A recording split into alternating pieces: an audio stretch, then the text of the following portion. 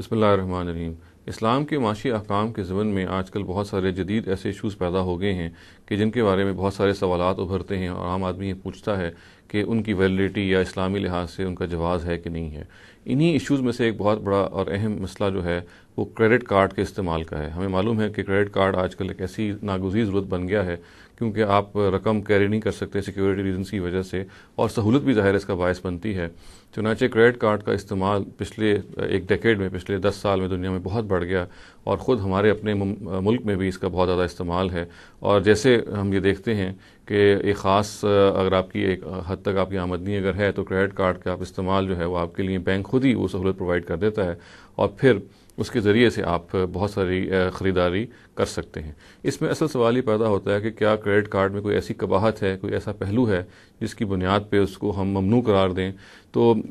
سب سے پہلے تو یہ دیکھیے کہ کریڈٹ کارڈ میں ایک تو حصہ وہ ہے کہ جس میں آپ اصل میں بینک سے یا جو بھی وہ ایجنسی سے آپ قرض لیتے ہیں اس موقع کے لیے جب آپ نے کوئی خرید و فروخت کی، اور اگر آپ اس مدت میں جو مدت آپ کو دی ہوئی ہے اگر آپ نے اس میں لوٹا دیا تو یہ ایسے ہی ہے جیسے آپ نے قرض لیا تھا اور قرض لوٹا دیا، آپ نے کریڈٹ کی فیسلٹی ہے استعمال کر لی۔ البتہ جب وہ مدت ایکسیڈ کر جاتی ہے، مثال کے طور پہ اگر آپ نے 15 دن آپ کے پاس وہ ایک پیریڈ تھا جس کے اندر آپ نے اس قرض کو لوٹانا تھا، مگر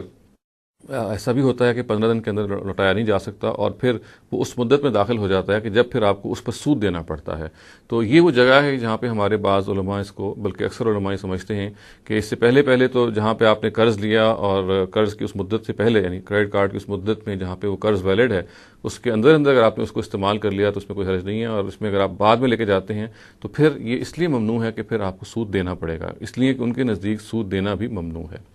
تو اس میں جو گزارش یہ ہے کہ سب سے پہلے تو یہ دیکھ لیجئے کہ اس میں تو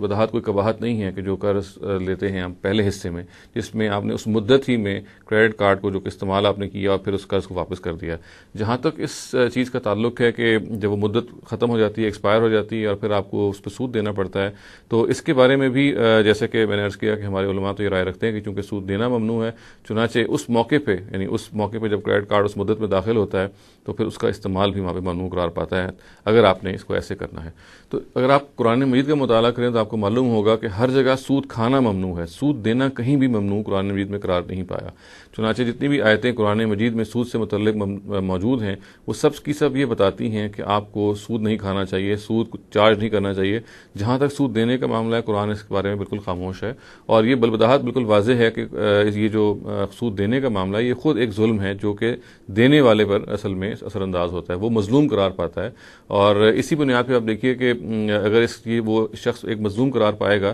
تو ایک مظلوم عمل کو کسی طرح سے بھی ممنوع ہم قرار نہیں دے سکتے، اس کو تو ہم آپریشن قرار ضرور دیں گے، یہ ایک جبر ہے جو دوسری طرف سے واقع ہو رہا ہے، مگر دینے والے کا اگر ہم اس میں سے گناہ نکالنے کی کوشش کریں تو شاید یہ ایک ایسی زبردستی ہوگی جو کہ کی نہیں جا سکتی، جو موضوع نہیں ہوگی۔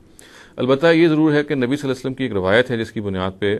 یہ کہا جاتا ہے کہ انہوں نے یہ فرمایا کہ سود دینے والا اور سود لینے والا ان دونوں پہ نبی صلی اللہ علیہ وسلم نے لعنت کی ہے، اور پھر ظاہر ہے اس میں اور بھی تذکرہ ہے کہ جو اس کی دستاویز لکھتے ہیں اور جو اس پہ گواہ ہیں وہ بھی ان پہ بھی لعنت کی ہے۔ تو اس روایت کو بھی اگر آپ قرآن مجید کے سیاق میں رکھ کے دیکھیں گے تو یہ معلوم ہوگا کہ عام طور سے اس کے اندر ایک لفظ آیا ہے موکل کا، جس کا مطلب ہے سود کھلانا۔ اس کو عام طور سے اس کا ترجمہ کر دیا گیا سود دینے کے مفہوم میں، جس کی وجہ سے اصل میں یہ سارا خلط مبس پیدا ہوا اور یہ استنباط کر لیا گیا کہ سود بھی ممنوع ہے، سود دینا بھی ممنوع ہے۔ اس روایت کا سیاق و سباق اور اس روایت کو قرآن کی روشنی میں اگر آپ رکھ کے دیکھیں دونوں باتوں کو، ظاہر ہے یہ ضروری ہے کہ روایت کو آپ جب بھی سمجھیں قرآن مجید کی روشنی میں رکھ کے سمجھیں۔ قرآن کی اپنی روشنی میں جب آپ رکھ کے سمجھیں گے تو معلوم ہوگا کہ چونکہ قرآن پورا خالی ہے کہ سود دینے کو ممنوع قرار دیں، چنانچہ اس کا مطلب ہے کہ اس روایت کو سمجھنے میں کوئی نہ کوئی پہلو ایسا ہے جو غلط ہو رہا ہے، جس کی وجہ سے بات صحیح نہیں سمجھ میں آ رہی۔ تو اگر آپ یہ دیکھیے گا کہ لفظ موکل جو ہے جس کا ترجمہ عام طور سے سود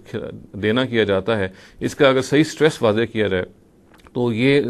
کہا جا سکتا ہے کہ یہاں مراد اصل میں وہ سودی ایجنٹ ہیں جو کہ ایک سود دینے والے نے پورے معاشرے میں چھوڑے ہوتے ہیں، جن کے ذریعے سے مختلف لوگوں کو کھینچ کے لاتے ہیں اور پھر ان سے سود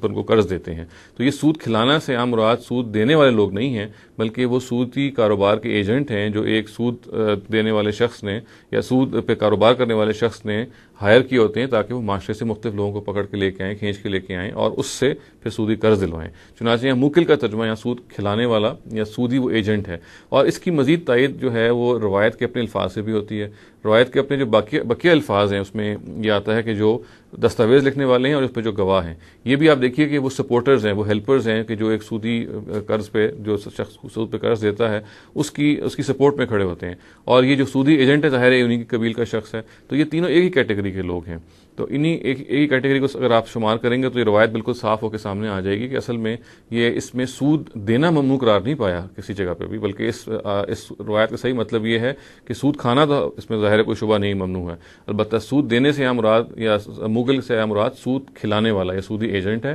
اور ظاہر ہے اس دستاویز پہ جو لکھنے والا، اس کا جو کاتب ہے، اس کا جو اسکرائب ہے، اور اس پر جو گواہ ہے، وہ بھی ان پہ بھی لعنت ظاہر ہے کہ اس اصول پہ جائے گی کہ وہ اس سودی کاروبار میں تعاون کر رہے ہیں۔ چنانچہ ہم یہ بات کہہ سکتے ہیں خلاصتاً کہ کریڈٹ کارڈ کا جو استعمال ہے وہ ظاہر ہے کہ ریکمینڈڈ بات تو یہی ہے کہ آپ اسی مدت میں، جبکہ اس مدت میں آپ کو سود نہیں دینا پڑتا، آپ اس کو استعمال کریں۔ تاہم اگر آپ کسی مجبوری کی وجہ سے یا کسی اور وجہ سے اگر آپ اس لمٹ کو کراس کر کے اس جگہ پہ چلے جاتے ہیں جہاں پہ آپ کو سود دینا پڑتا ہے تو یہ شرعاً تو ممنوع نہیں ہے۔ البتہ اس کے بارے میں خود نبی صلی اللہ علیہ وسلم کی اپنی نصیحت ہمارے سامنے